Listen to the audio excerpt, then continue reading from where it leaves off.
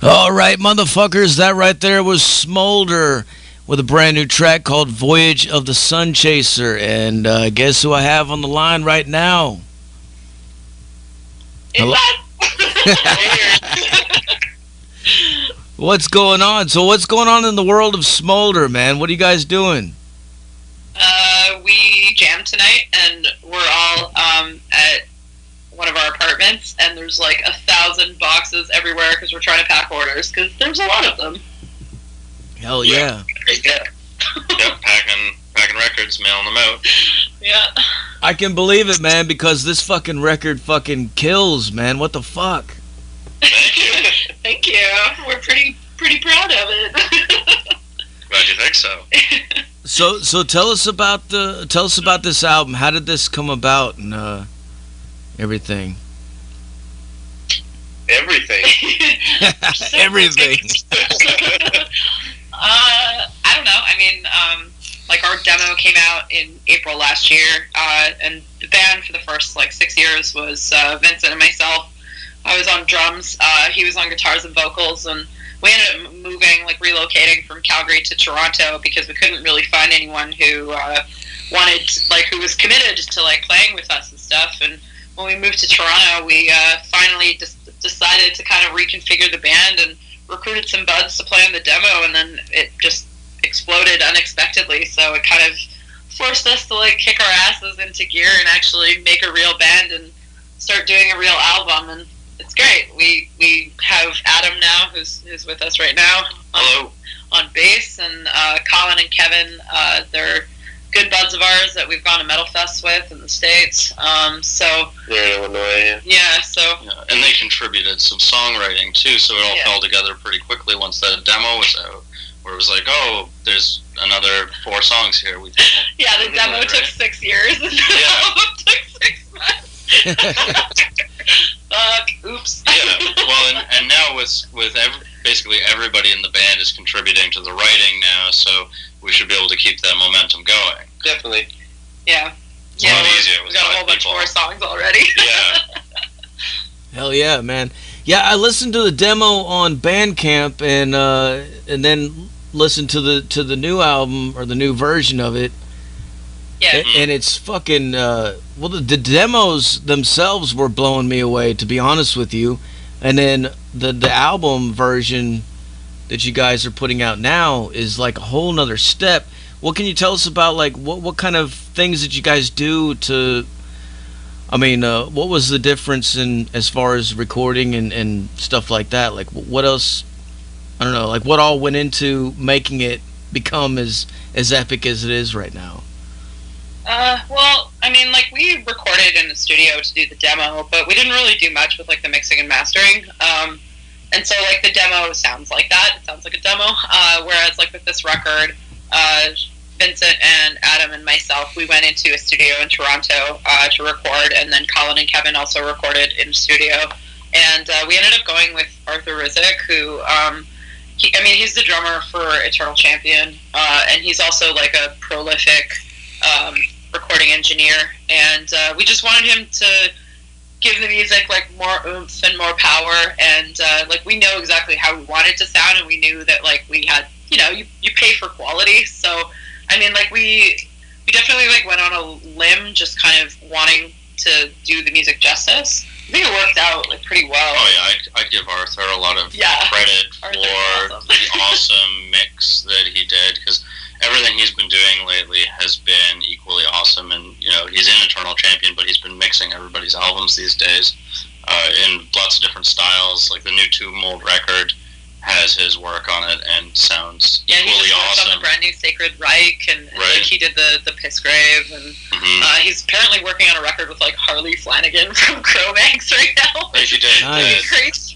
He did that Devil Master record, right? Yeah. Which also, again, like it's a very different sounding record, but it sounds equally awesome when it comes to the mix. He really knows how to. He knows how to make bands sound timeless. Yeah, he really. And how to like benefit their sound instead of like making it sound like he produced it. Yeah, it doesn't all sound like, oh, that's an Arthur Rizek thing. It sounds like the band, but he made it sound really like the best version of them. Yeah, he gave those demo tracks, like Swordwoman and Voyage of the Sun Chaser, like the production that we like really wanted them to have. So well, we also re-recorded them. Like the Sword Woman is slowed down. It's just bigger and it's more epic. And like Voyage of the Sun Chaser has like more guitar layers on it, and like it's tighter. Yeah, yeah. It's like we spent a little more time getting the recording so that things are timed out properly. And, we put a lot of work into like making it sound big. Like we know exactly what we wanted to sound like, and that's how it is now. Well, it definitely sounds big, man. I've been jamming it in my car, fucking driving back and forth to work all week, and it sounds great. Like the mix really fucking the way that it punches. It comes out of your speakers fucking loud and clear. You can understand everything. You can hear all the different little things that you guys are doing in there. It's really cool, man. Yeah. Thank you. My only note is always like keep the clank and the bass. That's really my only note. It's like don't wimp out on the bass tone. So that I think comes across especially in like Bastard Steel. So I'm really happy with the way it sounds. I'm really happy with the drums, like just being the original drummer of the band and like having that be such a big part of my life for so long, and then having to like hand that over to Kevin was like really scary. And you never want to do that. Like as a musician, awesome. He's an amazing drummer, like no doubt about it. But man, like I was really happy with like the final mix of the drums because like they just sound keep nice the bass and the bass drum. Don't be an idiot, right? Yeah, they want to sound like thunder. Well, the vocals are fucking killer, man. So I can definitely say that's a cool trade. It was the right call. You don't want to hear the shitty phone recordings of us with me on vocals. Those will never be heard by the public. Now that you talked about it, I kind of do. Yeah, they're not great. I mean, like when we were playing earlier, like I was writing the lyrics and playing the drums and like songwriting, and then Sean was playing guitar and songwriting. But I kept on writing lyrics from like warriors' perspective, like female warriors' perspectives. Like I'm a woman, obviously, and like that was what I wanted to write about, and it always felt kind of like disingenuous. And so as we jammed more and more, it was hard to. I kept being like, oh, well, I'll sing this part, but like when you're blasting out like the double kicks and you're trying to sing like a big epic thing, like that's really challenging. Like I'm not talented the way that like Proscript or Mick Govern is talented. Like fucking sing and drum at the same time and like keep it up. So yeah, I mean trading it off, like it was the best decision for the band for sure, but it took some time to get there because I didn't want to give it up. Hell yeah, man. I'm definitely hearing warriors and shit when I'm listening to it too, or seeing warriors in my mind when I'm listening to it, like shield maidens and shit, man. Fucking when I'm driving around, it's hard to fucking not just put your fucking fist up in the air and be like, yeah, fucking like. That's exactly what we want. I want everyone who listens to it to imagine like basically cutting the person they hate the most in half with a sword. Those are the feelings we want to invoke in people. This record, but I also want you to drive safe. Yeah, stay alive. Obey all speed limits and traffic signs. That's right. Yeah, thankfully it's Doom, so hopefully it's not like a thrash record where you just instinctively go over the speed limit when you're listening to it. I mean, Bastard Steel. Bastard Steel, I can see doing that. Definitely gas. Oops. So you guys identify with the Doom genre label. Yeah, for sure. I mean, for the most part, most of the time.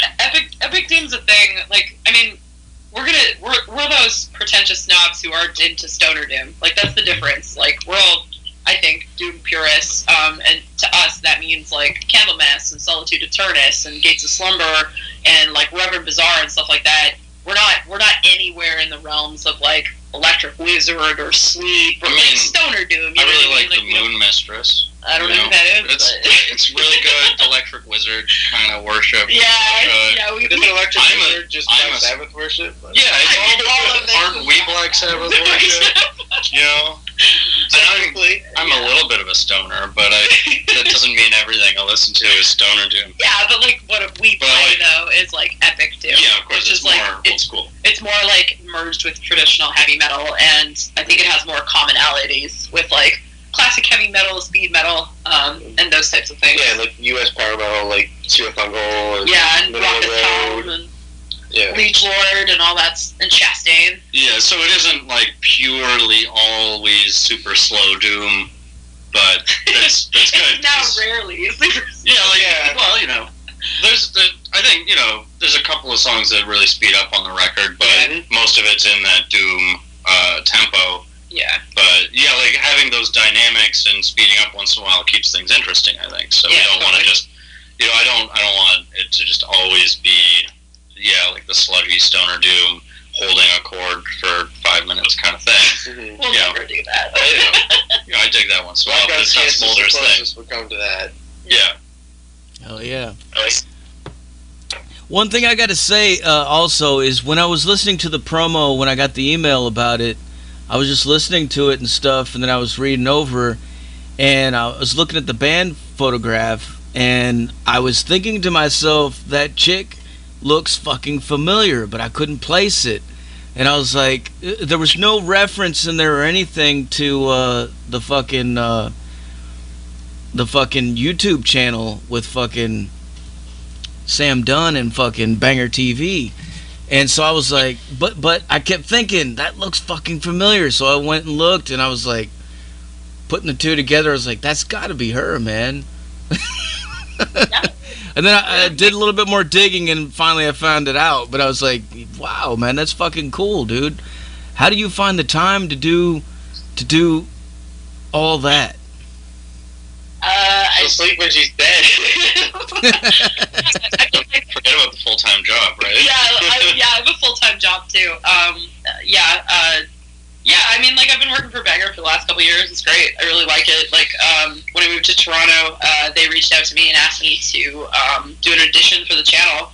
And, like, I mean, I don't really know what to say. Like, I'm a diehard heavy metal fan. Like, I've been a diehard heavy metal fan since I was, 13 years old. And I'm in my 30s now.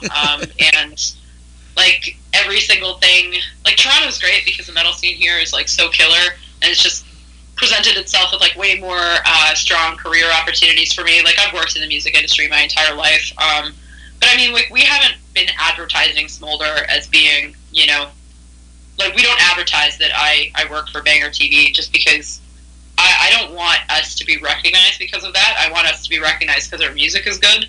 And I think that it's important to kind of, like, separate those two things. And, like, not only that, but, like, my job as a reviewer at Banger, like, I don't want there to be too much overlap where, like, let's say, I review an album and I end up not liking it. Like, I don't want that to affect what I'm doing with my band and vice versa. So we separate the two, and, like, it's not really a point of reference. I think the music, it's, like, speaks for itself. So I just go with that and, try my best to be, like, professional about it.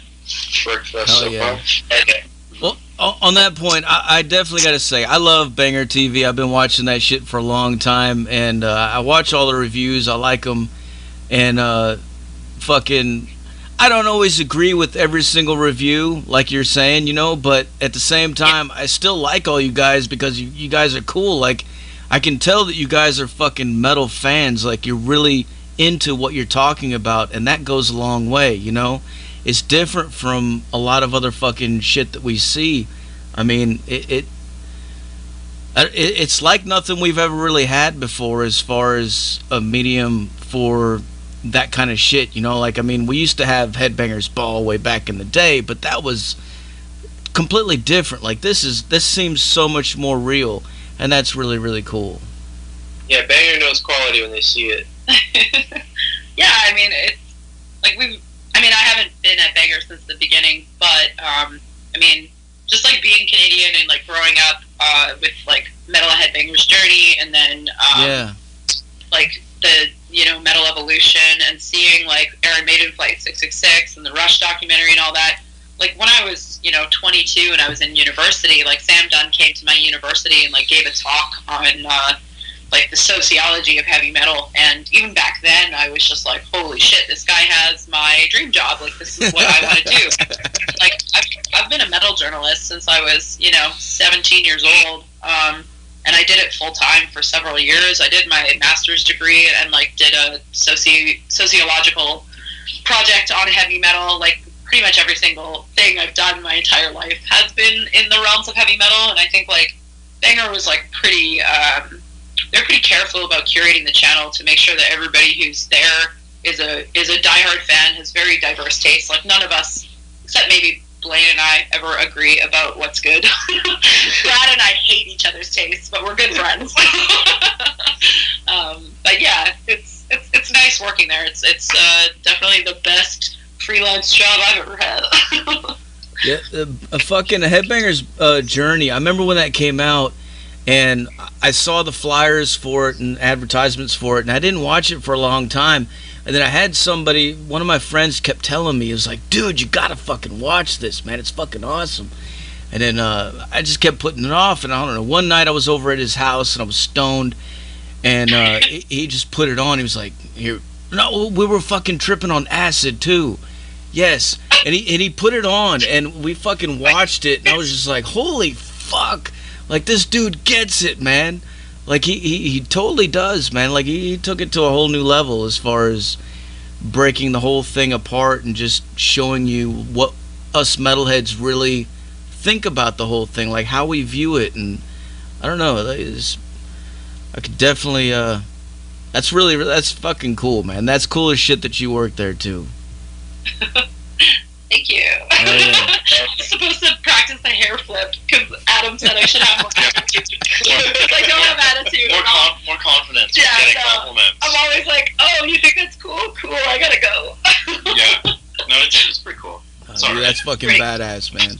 All right, well, back to Smoulder, man.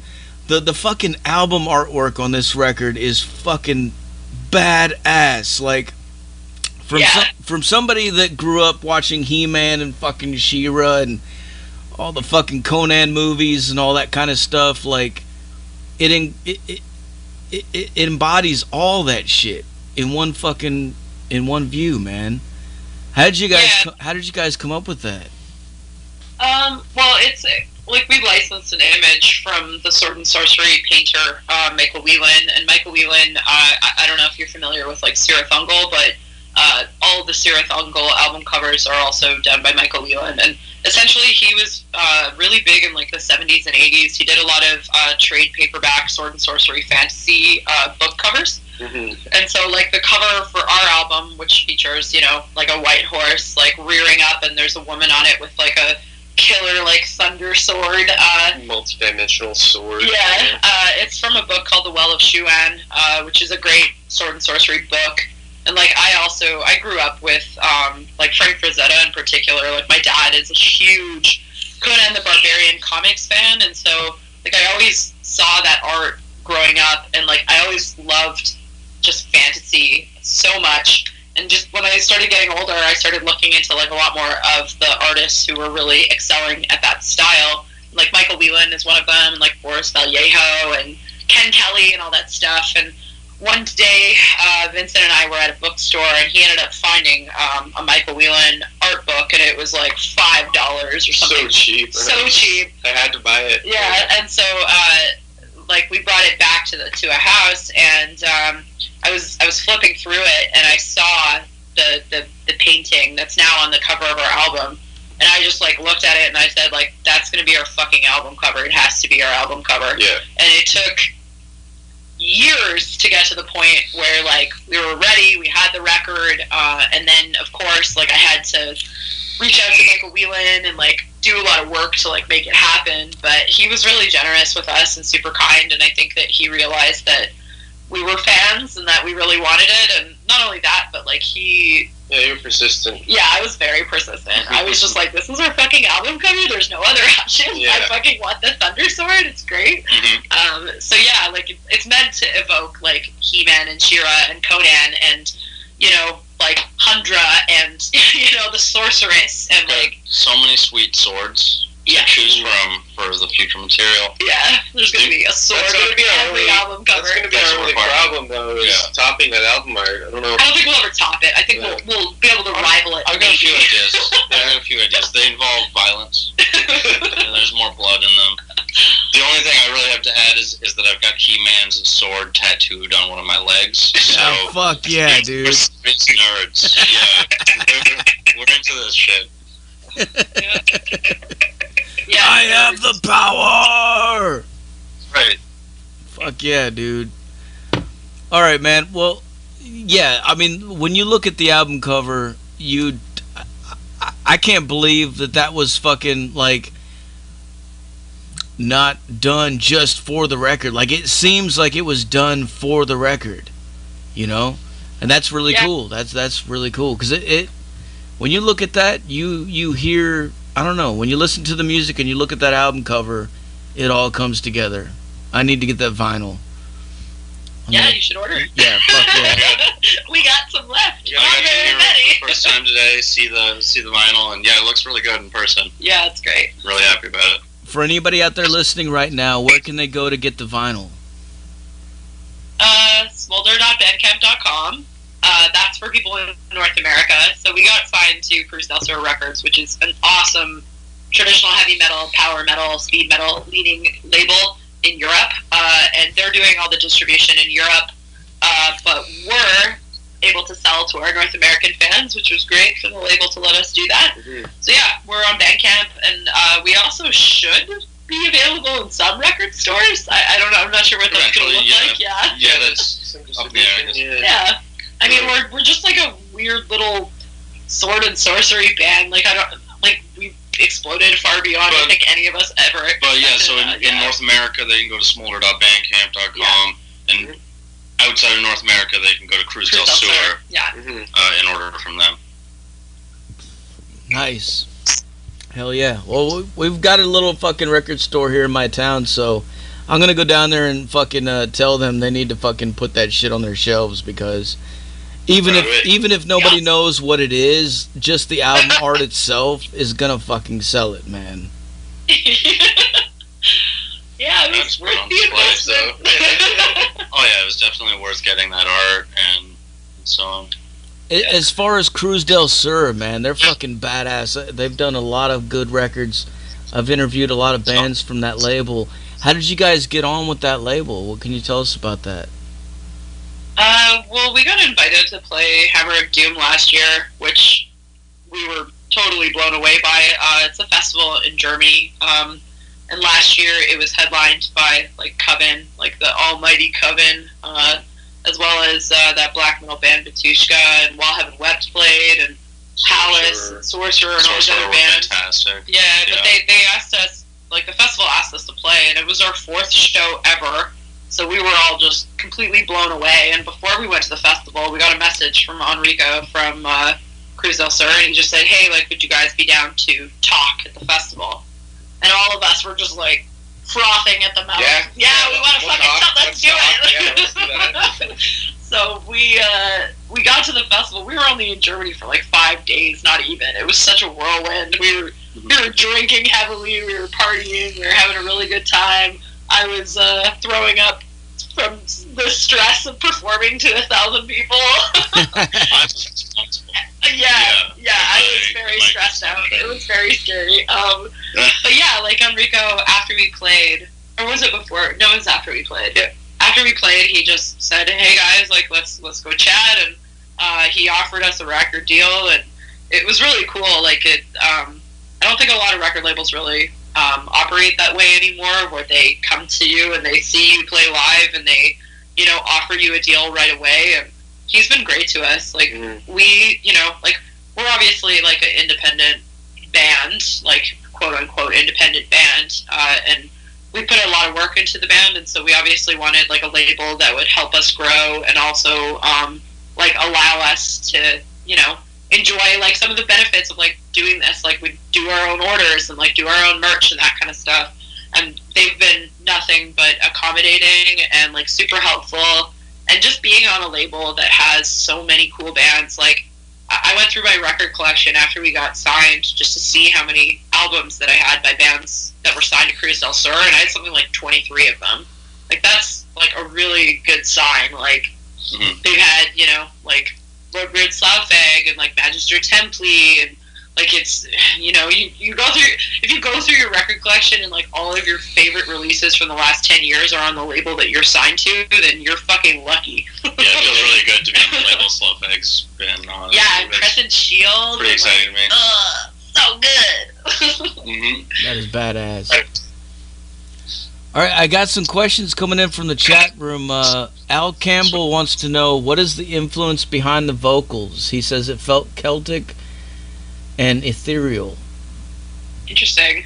I actually answered this question yesterday in an interview with Greek magazine, and I would say it's Robert Lowe from Solitude of Turnus, mixed with Dusty Springfield. Nice. Yeah. If you don't know Dusty Springfield, if you've seen Pulp Fiction, she's the one who sings that song, Son of a Preacher Man. Yeah. Yeah. So I'd say those are my two biggest vocal influences, along with, like, Bruce Dickinson, because, like, I think he's a great storyteller, and he's got a really great range. But yeah, like, I love a lot of bands.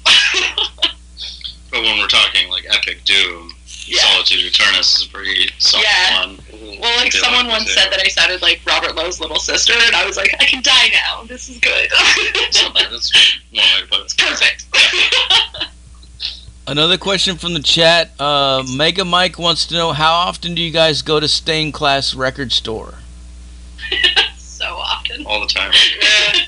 Once a month, at least. Yeah. Yeah. I mean, like, our buddy Ian from Cauldron owns that shop, and it's a great little store. And, like, Daniel from Banger, like, works there, like, infrequently, and, like... Inti from Manacle used to be part of that. Yeah. He used to be part of that thing. Yeah, like, I mean, that's, yeah. Like, I was, like, shouting out Manacle because I like that band. Yeah, but they broke up. Did they? Yeah, it got officialed. They got officialed yesterday, or the day before yesterday. You just broke my heart. I know. And, I mean, Vincent was in Manacle. Just yesterday, eh? Yeah, oh, man. Something like that. Brutal. Yeah. I'm sorry. But yeah, Stained Class is awesome. Everyone should shop there. It's a great record store. Oh, yeah. Mega Mike also wants to know, what bands have you guys played with there in Canada?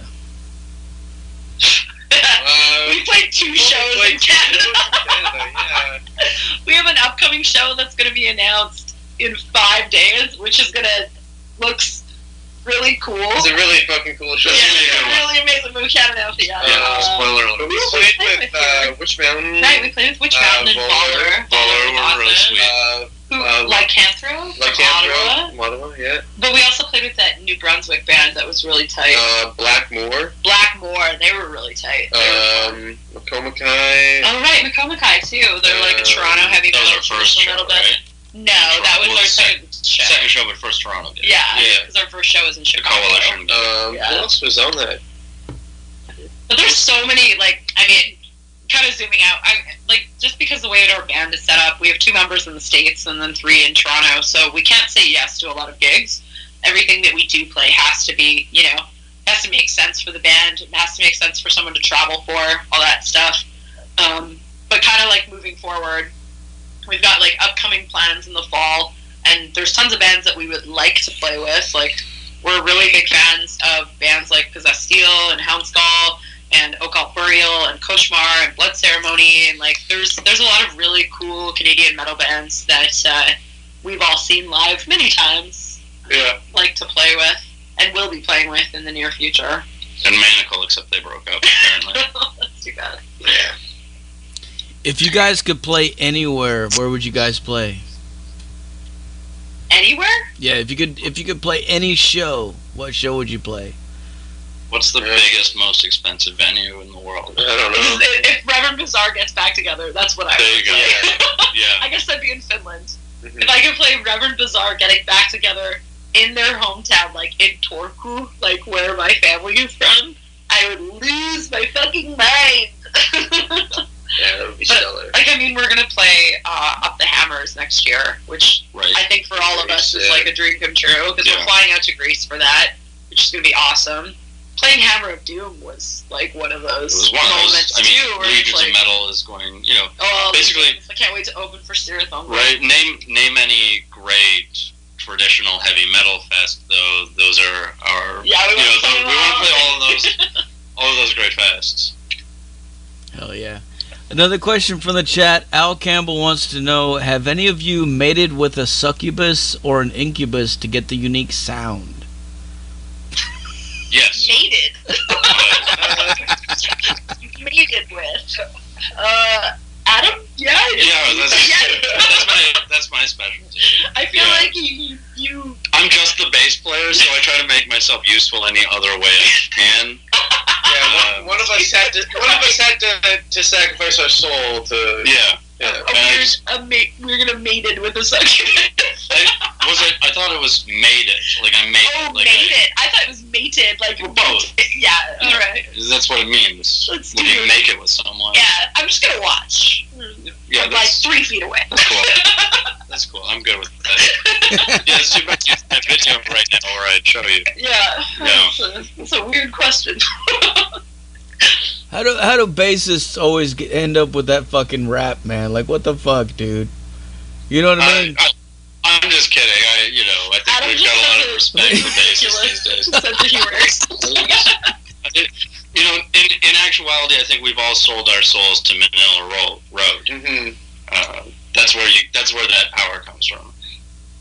Hell yeah.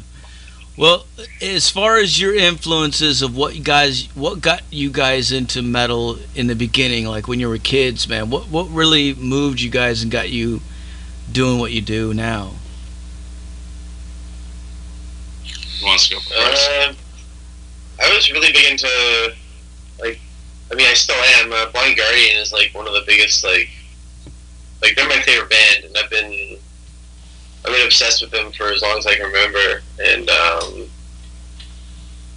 yeah, in the beginning, when it was like Megadeth and Metallica and Judas Priest and like Manowar, those are all the bands that kind of like got me really into metal. Yeah.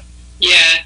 I mean, my first metal band was Iron Maiden, and yeah, like that changed everything for me. I got into Black Sabbath a couple years later, and like those are two bands that I no matter how much my music tastes and like metal tastes evolve over the years, like my love and like undying devotion for Black Sabbath and Iron Maiden has never once changed, even remotely. I think I'm always the odd one out in these conversations because I kind of started more with punk rock. As a teenager, I was into like the really political leaning punk bands and, the more accessible ones like Bad Religion and the Dead Kennedys and stuff that's pretty melodic still, No Effects. And I got turned on to metal through kind of always looking for something heavier, looking for something a little more interesting musically once I got past the lyrical content.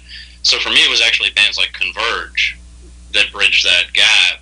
And so in a way, I got into extreme metal before I got into more traditional heavy metal, because I got in through the metallic hardcore and stuff like that. But then I'm just kind of a curious nerd about music, so I wanted to listen to all their influences, and eventually everything leads you back to Black Sabbath, and Iron Maiden, and all the bands that you just mentioned, right? Yeah, but like everything goes full circle. Like I was also very much like a punk kid who, like, I mean, Iron Maiden was the first, but then it was punk, and then it was like I got really, really young. I was really into like grindcore and power violence and like some of the really like shitty, weird, like technical death metal that was also grind. That was porno grind. Like I was just like, F-15 and Rumpelstiltskin Grinder is the best. You know what I mean? Like, what's the most likely to piss off my parents? And for me, it was really challenging. Nothing pissed my parents off. Yeah, so it was really hard. For me. Yeah, pissing off my parents. It was more just like, what is the weirdest music that I can listen to? Right. Yeah. Hell yeah. I remember it was in the early 80s, and I was like 6 or 7 years old, and I was at my cousin's house, and he brought me the record Iron Maiden in the Number of the Beast, and he put it on the fucking record player, and he handed me the fucking vinyl fucking thing, and I was just sitting there looking at it, and he started playing it, and I was listening. I was just fucking blown away. And I tape recorded it and took it home and was listening to it. And then my mom was like, you got to hear Black Sabbath. Because she was like, I used to listen to them when I was a kid. And I was like, really? Check that out. And fucking that was... But yeah, Iron Maiden, man, that was fucking... And it still is to this day. Like, fucking Maiden, dude. Like, what the fuck? consistently awesome band. Yeah, and I mean, they're like one of the best performing bands as well. Like every time you go to an Iron Maiden show, you get a different set list, and like they have so much energy. They're all really they've never changed. They've never changed. Like last time I see them, I remember like the coolest thing about it was when they started playing and Bruce Dickinson started singing. Everybody in the entire place just started singing every word for word, and I was like, "Holy fuck, man!" The power of that, man, it's just so powerful. For sure. I actually just saw an article maybe 10 minutes before we started talking saying that Iron Maiden was going to do another Rock in Rio, and they sold out 9,000 tickets in 2 hours. Yes. Yeah. Like I remember buying Rock in Rio, like the CD, the double CD, the live CD when I was, I don't even know, 13, 14, 15, whatever age it was. And I just remember like singing along to that and then learning at what points the crowd was singing along and when they were doing like the like that. Yeah, they sing to the riffs. They literally sing the fucking riffs, man. Like cool. Like I really hope that some people are gonna know parts of our songs when we play our shows, because I would love for some people to sing along. That's like some good ultimate validation. People singing along. That's cool. What would you guys do if you went out there and people started fucking singing the fucking riffs, man? I'd probably cry. I'd just sing and cry.